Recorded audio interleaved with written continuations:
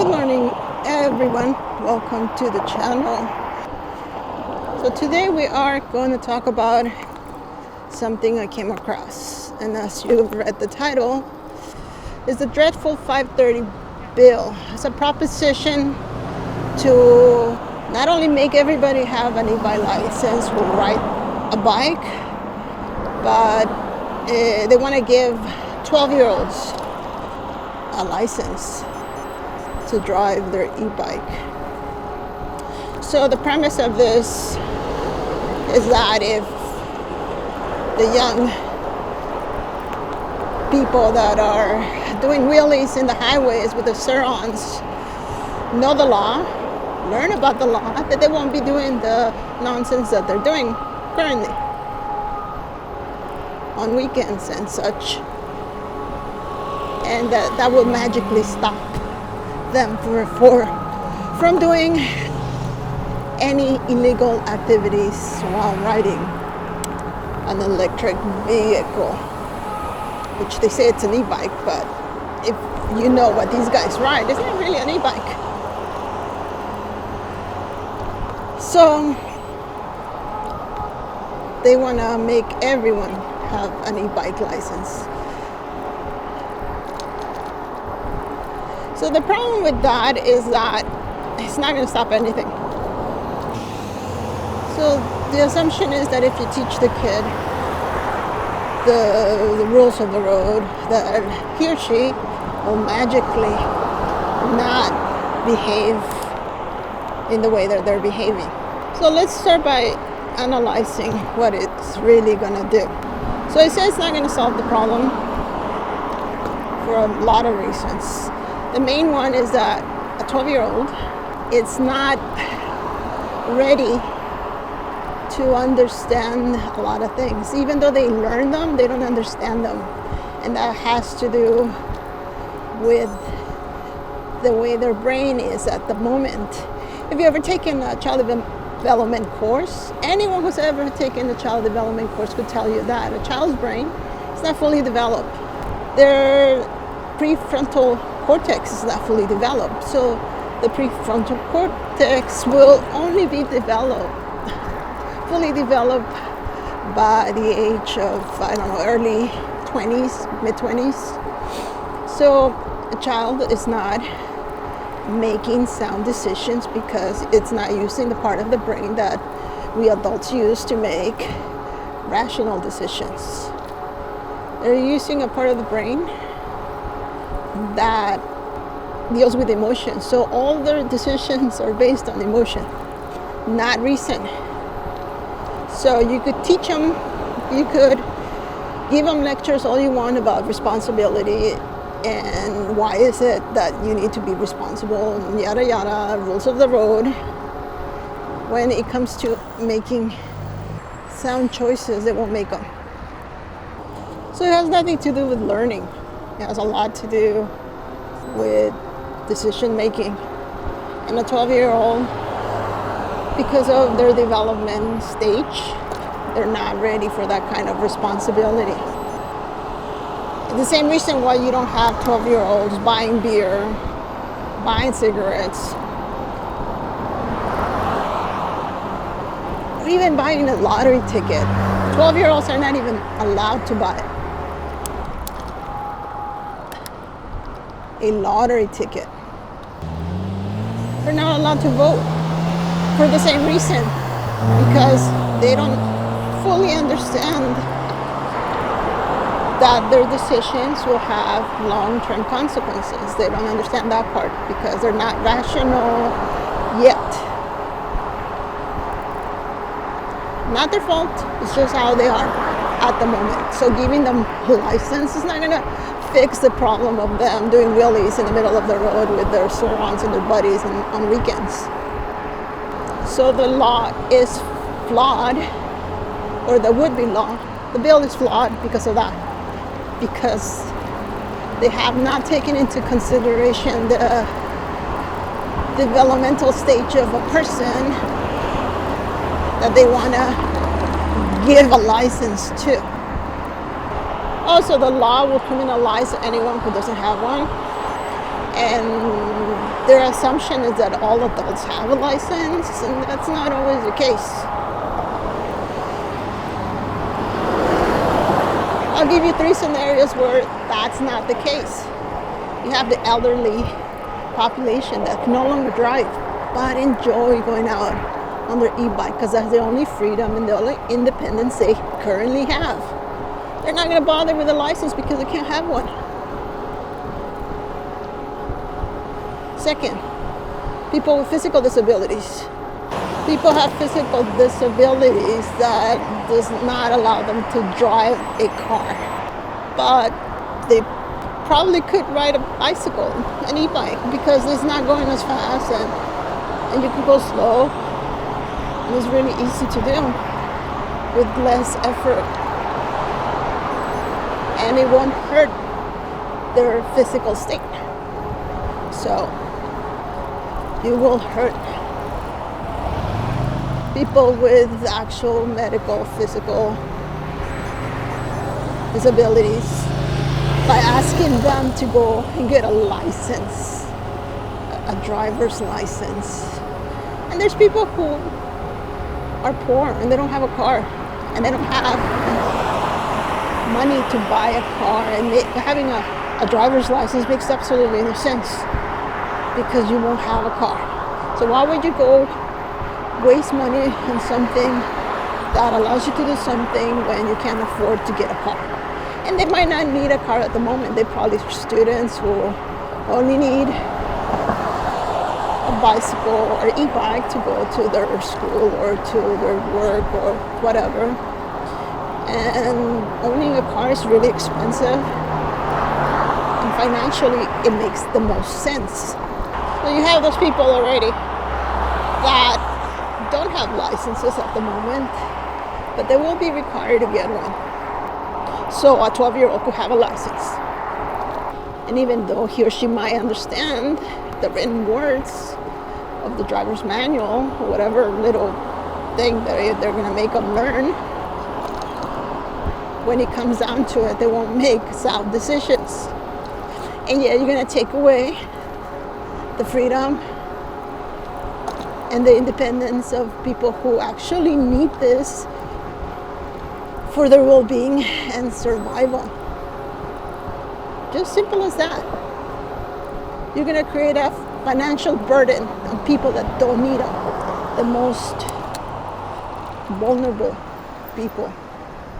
A driver's license is not cheap. A driver's license is not free. It's $41. Not only that, but you have to go through the DMV to waste precious time there. And it creates a burden that these people don't need, just so you could give a 12-year-old a license. See how ridiculous that sounds. And you might be thinking that, well, we need some regulation. Well, guess what? We already have regulation. And if you go to the DMV website, you'll see the rules of e-bike ownership. So if you go to the DMV, you'll see the rules of e-bike ownership. So what are the rules? If you go to the website, it'll tell you exactly what you need to know about riding an e-bike. It will tell you about what constitutes an e-bike in the legal sense of the law. That means that a person who owns an e-bike that is a class 1, class 2, and class 3 can legally ride an e-bike on the road, on the street. It also tells you the requirements. Currently, there are no financial requirements to be able to own and operate an e-bike. So there is no financial burden of any kind via licensing, registration, or insurance. But you must have a class 1, class 2, class 3 e-bike, and you must be age 16 to ride, and all who ride must wear a helmet. More or less, that's the law. And there is an age limit. So anyone who's under the age of 16, under current law, cannot ride an e-bike. So there is an age limit. So the whole thing about giving kids who are 12 years of age a license to ride an e-bike is completely dumb. And it's not going to solve the problem. It's not going to solve the problem because you're going to give these kids a little test or whatever, and then they're going to pass, because memorizing stuff for the test doesn't mean you actually understand it. And anyone who's ever been to school knows that. You have diarrhea of the brain when you take the test and you come out. Ask me anything I did and I'll tell you I can't remember. But they'll be allowed to have their little licenses, which is rather scary, and it won't help anybody because it will embolden them. They will be emboldened. So you will embolden a population by giving them status that they now could legally ride their Surons, like these Segways, and all these electric vehicles that are not legal e-bikes. They're not street legal e-bikes.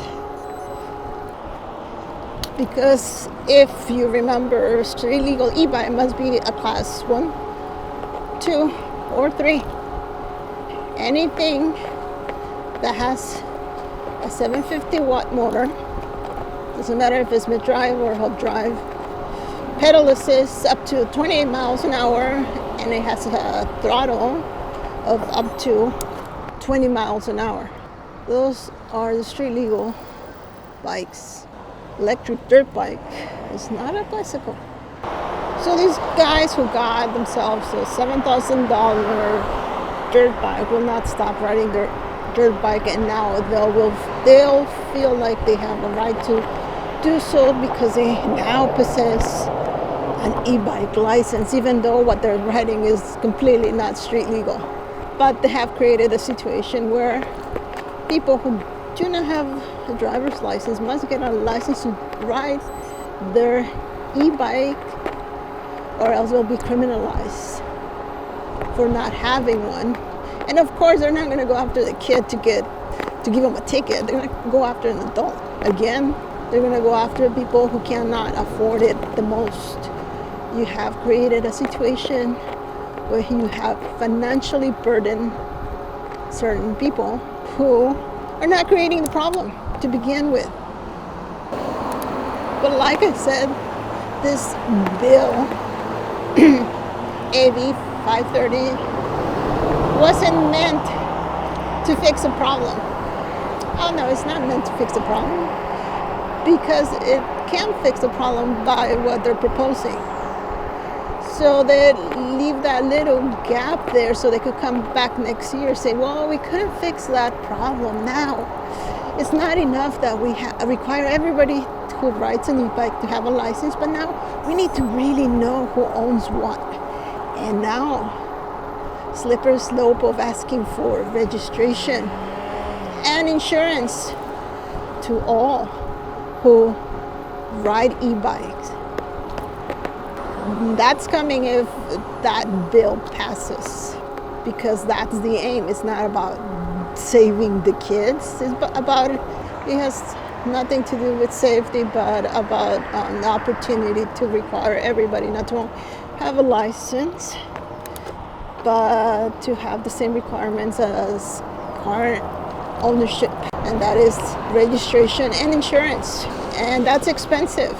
Believe me, it's just a matter of time when they start requiring people to have registration and insurance of an e-bike, which makes absolutely no sense, because unlike a car, I don't have the same benefits of a car. I can't go more than 30 miles an hour. I could only ride in certain areas. So if they push this bill into law, believe me, it'll be a matter of time when they realize that they want to have everybody have the same responsibilities of ownership as one of owning a car. They're going to require everybody. It's just a matter of time. And they will start requiring e-bike owners to have insurance and registration of their vehicles. Whole licensing thing is just a slippery slope for what's to come, and that is insurance and registration for all of us. And I really do mean all of us, because I don't have a car. I don't own a car for the same reason, because it's expensive.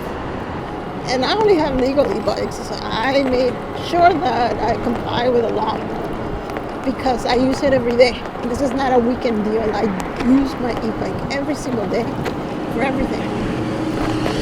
And if I'm going to be made to alone, if down the line I'm going to be required to have insurance or registration, it makes absolutely no sense to own a bike. I might as well just own a car. Just buy a car, go back to driving on the road, be another car in the already really congested roads of LA. Because it makes no sense to have any bike if you're gonna have to pay like you would with a car. It makes more sense to have a car. If you're gonna financially, it makes no sense, and you will kill an industry. And if I were a retailer, an e-bike retailer, I'd be very, very nervous right now, because this is just heading that way. This is what they're doing. This is going that way. This is a segue to asking people to have insurance and registration for an e-bike. Nothing to do with safety or to do with money. Because the people who are actually breaking the law, they're not going to follow. They're just not going to do it. And since they're not depending on an e-bike for their daily existence, they break the law during the weekends, and that's the end of it.